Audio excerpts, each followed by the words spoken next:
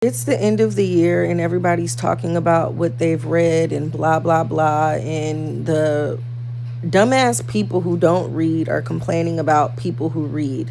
Like, I'm seeing people say, like, oh, if you've read more than 30 books, if you read over 100 books, it's still not productive, blah, blah, blah, especially if you're reading fiction, romance, so on and so forth.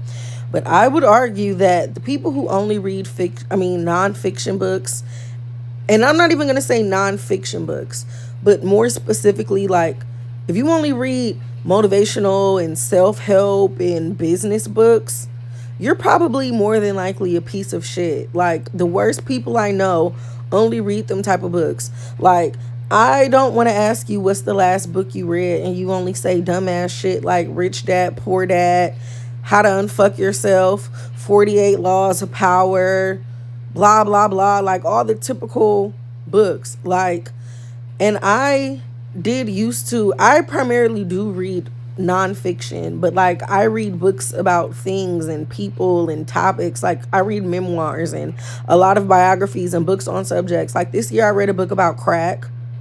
I read a book about spirituality, black spirituality. I've read books about boobs and bras. Like, I'll read books about anything, but I have started to read more fiction again, and I'm definitely enjoying it.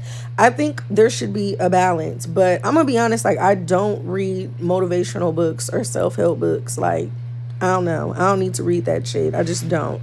But if you primarily read that, if you don't read fiction, if you don't read anything else that's not like serious or boring or stuffy, like, something's wrong with you.